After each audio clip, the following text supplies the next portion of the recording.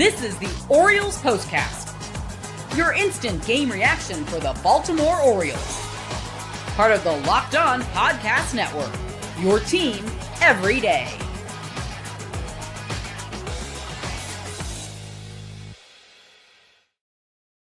Happy Friday, one and all, 9:50 on the East Coast, and this is the Orioles Postcast. As always, I'm Luke Slaboff. If you're tuning in for the first time, we stream these shows live to YouTube, and they're available on demand on the Locked On Orioles podcast feed. Daily Orioles content every day, either me or Connor Newcomb, sometimes both. And tonight we're celebrating a 4-2 win over the New York Yankees. Go ahead. If you're joining here on the YouTube comment section, many of you happy people actually comment during the game when the stream is scheduled, so you get some rapport with each other. This has been a great community all year long. Leave a comment for player of the game. Cast your vote, and we will determine accordingly. Happy Friday as Daniel Barry checks in live on the chat. David Owen following suit as well. You guys and gals are the best on the East Coast or wherever you may be. The O's improved to 30-29 since the All-Star break under interim manager Tony Mansolino. And the O's would probably be lost without their newfound ace, acquired last year from the Miami Marlins in return for Kyle Stowers and others. Left-hander Trevor Rogers has proven once again he is currently the best pitcher in baseball. This is what you'll be talking about. Very rarely has the team thrown out the word ace on its social media account, and normally it's in reference to right-hander Kyle Bradish. He is. Bradish has the typical stuff, and the build, and the track record. Trevor Rogers was on pace to be just that with the Marlins, an all-star 4 years ago. Fell by the wayside, was traded last year, lost the zip on his fastball, had to build himself back up, popped his kneecap out of his socket, ouch, and now he's back. That's the Orioles season, summed up in about 30 seconds. Tonight, it hit me. Trevor Rogers is the ace. And yeah, you can share the title with Bradish next year. You give Tyler Wells some reps too. You can go out and sign someone if you want. You want to compete in 2026. However, the sure sign of an ace is how do you perform on the nights where things are off? What happens when you don't have your best stuff? What happens when your command is slipping in crucial counts? When you might not be getting the calls that you want? When the balls that you are throwing middle in are getting squared up and hit hard? How do you still survive? How do you put your team in the best position to win? Trevor Rogers answered that question tonight. His first start against the Yankees in 4 years. Back in 2021, that all-star campaign, he was going up against Anthony Rizzo and Gary Sanchez and a lot of people. Those teams look completely different. Jazz Chisholm was on his side. Chisholm tonight joining the 30-30 club for the Yankees with a home run off of Dietrich Enns. Trevor Rogers was unfazed. Challenges the Yankees. Throws 5 no-hit innings out the gate against the most hated and OP divisional rival. He's challenging them with the fastball, good spin on the breaking ball, and a changeup that had them guessing all night long. It's a great set of stuff. And it opens up really early, running in on Aaron Judge with the fastball in a full count and getting him looking. Home plate umpire was given about an inch off the plate inside and low as well. And that worked for Fernando Cruz for the Yankees with that split finger fastball. But Rogers got the benefit of the doubt on some of these pitches, and he earned it. He earned it en route to his 9th win, getting Cody Bellinger looking at a very similar pitch, a two-seamer at the knees. In the second, it was Ahmed Rosario, he of the 6 teams in the past 3 seasons, on the changeup. And Austin Slater looking at that two-seamer. In the top of the third, it's Jazz Chisholm, his former teammate, swinging through and under a 4-seam fastball middle at 94. That low release point, as Ben McDonald pointed out on the broadcast, is leaving hitters guessing. It's almost like a softball pitcher's rise ball. And I mean that in the nicest and most complimentary of ways. The deception, the arm angle, and slot had the Yankees guessing. And the league had been hitting just 163 off of Rogers' 4-seam fastball coming into this start. Occasionally, he ran into trouble. 2 walks for Rogers, and towards the end of that 3rd inning, walks Austin Wells, hits Paul Goldschmidt, but is able to challenge Aaron Judge again in with the four-seam fastball. And it's almost like it caught Judge by surprise. He doesn't offer at that. Doesn't even protect the plate. Walks Giancarlo Stanton with one out in the fourth and is able to get a two-seam fastball in on Ahmed Rosario. He bounces into a 6-4-3 double play that is tailor-made. And again, Rogers is flirting with minimal run support these first 5 frames. He's up 1-0. Courtesy of Ryan Mountcastle, which we'll get to in just 1 second. In the fifth, gets Slater with the changeup. And Anthony Volpe ends the inning crushing a fly ball to center field. Colton Cowser making the snow cone catch on the run. A ball hit well over 95 miles an hour on the exit velo. And Rogers eclipses the century mark. 100 pitches in the top of the sixth. Mancelino giving him runway in what will likely be his final home start. Austin Wells breaks up the no-hitter. A single up the middle.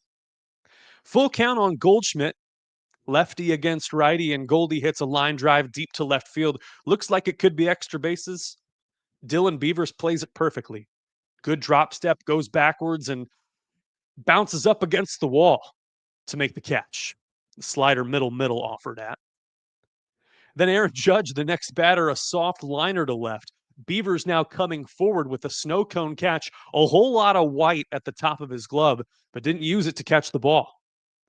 Cody Bellinger bails Rogers out, hitting a fielder's choice to Jackson Holliday at second base to make it 4-6 put out and the end of the line for Rogers.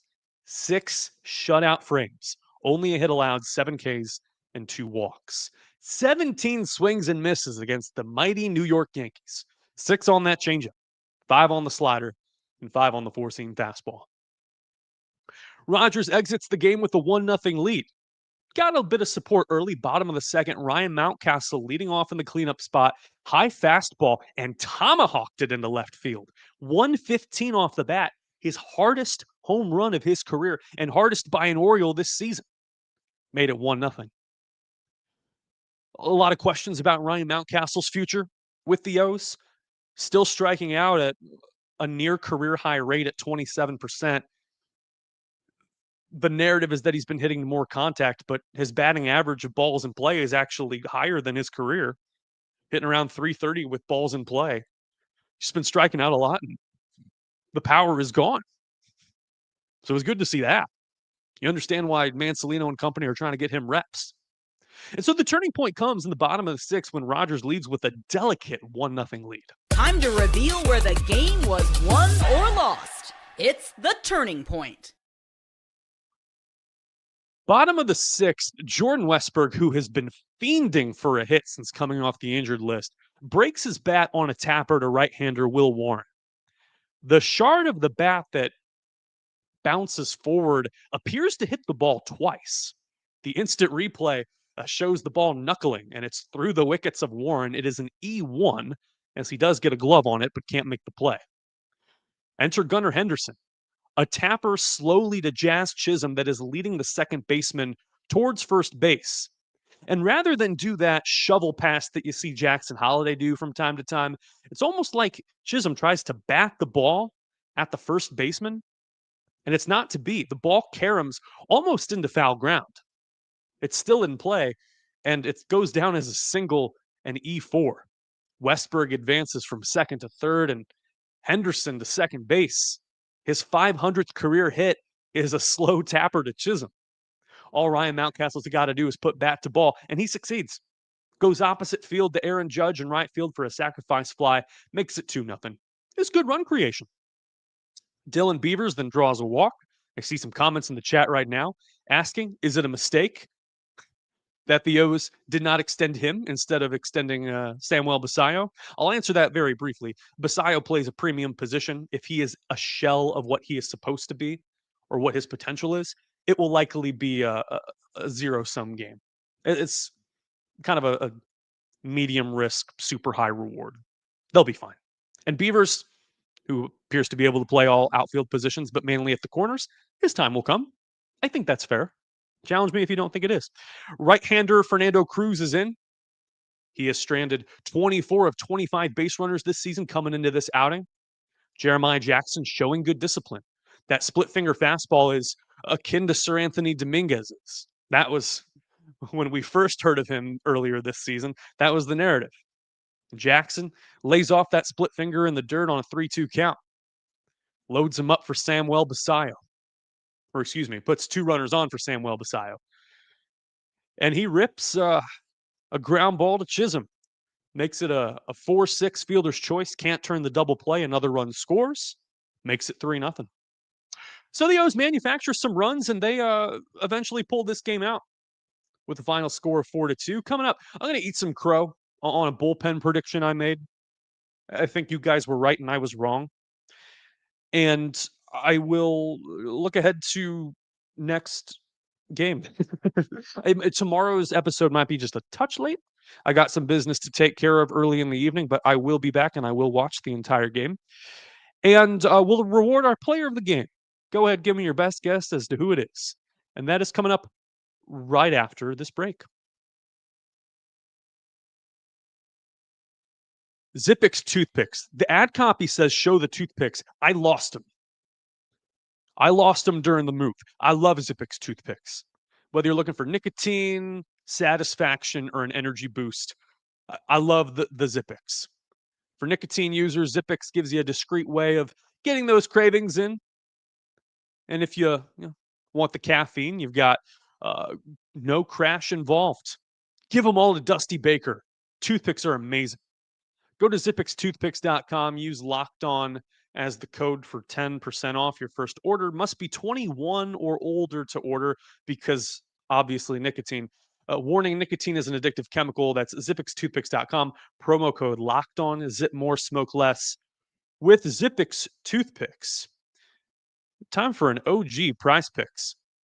The daily fantasy app where making the right call can actually pay off. You and I make decisions every day. Giordano's Pizza, great decision before you have to talk on camera. After you talk on camera, all the time. With football back, PrizePicks is the simplest and fastest way to get in on the action. Just pick more or less on 2 to 6 player projections. You can turn your takes into real prizes all in less than 60 seconds. It's quick and easy, and one of the best ways to follow along with live football on Sundays. Download the PrizePick app today and use the code LOCKEDONMLB to get $50 in lineups after you play your first $5 lineup. That's code LOCKEDONMLB for $50 in lineups after your first $5 play. PrizePicks. It's good to be right. Let's make sure we pull up the right banner on this one. How much 5-hour energy can you tolerate? If I have 5-hour energies, does that give me 25 hours? I don't think so. Tasty caffeine now in 17 bold flavors. Each 2-ounce shot packs the caffeine of a premium 12-ounce cup of coffee, plus B vitamins and nutrients with 0 sugar and 0 crashes. I got to get rid of the sugar. Sugar's bad. Okay. What I love is how portable they are. Big taste in a tiny shot. You take it anywhere to get that boost when you need it. I love how fast it kicks in and that it's sugar-free, so I don't have to worry about the diabetes. Enough with boring, flavorless caffeine. It's time to give your caffeine a flavor upgrade with 5-hour energy shots. Get the favorites you love or be bold. Try something new in store, online.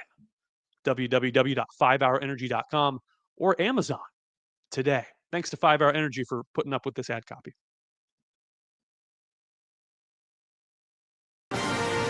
This is the Locked On Player of the Game. Left-hander Trevor Rogers sits at a cool 135 on the season with his ERA. The second lowest ERA through 16 starts since 1920, trailing only Bob Gibson, who had a 112 ERA in the late 1960s. I believe it was 1968, if memory serves. Trevor Rogers now 9-2, 17 starts under his belt. Crushing it. Crushing him. Ace deserves an extension. David Rubenstein, Mike Elias, get on that. And on a night where Orioles staff strikes out 11 batters, it is time to give credit where credit is due, and the bullpen making this game relatively drama-free. Never felt in doubt. Even after Jazz Chisholm blasted a 2-run home run off of Dietrich Enns, it never felt like the game was on the ropes. And even better was right-hander Rico Garcia under pressure.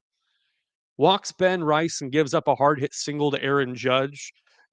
To be honest, uh, the fact that Judge hasn't dominated the series, cool.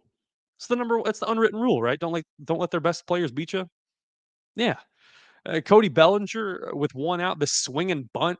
Samuel Basayo directing traffic behind the dish, telling Rico, "You got this, barehand it, throw it to Kobe at first base." Mayo makes the putout. Then Giancarlo Stanton, a tapper down the line to Jordan Westburg, well fielded by the third baseman, able to get the putout at first base.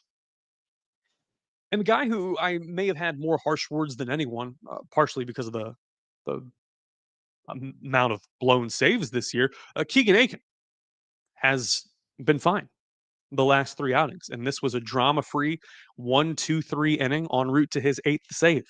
It's been a very unkind year to Keegan. And while my sights are set on someone like a Cade Povich taking on a bigger bulk role in the bullpen and that probably being a better use of a roster spot, Aiken is showing his strengths towards the end here. The slider particular, striking out Slater and Chisholm to end the game. He did good. And I probably was too harsh over the weekend. That Blue Jay series in particular. The O's carry on. They have a 7:05 first pitch on Masson, and out of market viewers who aren't in the Baltimore or DC area can catch it on MLB Network. It's left-hander Carlos Rodon against right-hander Tomoyuki Sagano. Rodon 16-9 with a 3.11 ERA. Amber is the color of your energy, and Tomo 10-8 with a 4.39 ERA. Looking forward to it, and looking forward to discussing it with all of you. And Dental Office giving me some grief, saying I was convinced you were going to pick Keegan Aiken as player of the game. Maybe someday. You got to earn it, right? I think he earned it once this year. And while we do wrap this up, there are 8 games left in the season now? Yeah, 8 more of these bad boys to go.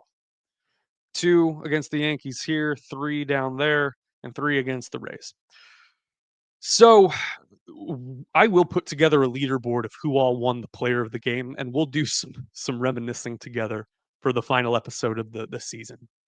I think that's what the entire second block is going to be, is just a retrospective in maybe the most sarcastic and snarky way possible. And I look forward to it. I look forward to talking to all of you then. Enjoy your Friday. Anytime you can beat the Yankees, right? It's a good one for me and you.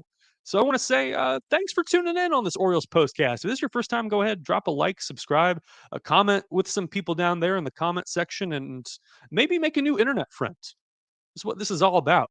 Final score, Baltimore Orioles 4 and the New York Yankees 2. Good night. Stay safe, and I'll see you right back here tomorrow night.